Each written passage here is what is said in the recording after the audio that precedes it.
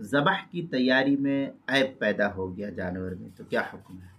چنانچہ اگر ذبح کی تیاری میں کوئی عیب پیدا ہو گیا جانور، مثلا ذبح کے لیے مذبح کی طرف لے جا رہا تھا کہ جانور اچھلا، ڈرا، بھاگا، جس سے ٹانگ ٹوٹ گئی یا آنکھ پھوٹ گئی، سینگ ٹوٹ گئی، چمڑا چھل گیا، کوئی خرابی پیدا ہو گئی، تو کوئی حرج کی بات نہیں، اس کی قربانی اس وقت جائز اور درست ہے، کیونکہ یہ کوئی عیب نہیں ہے۔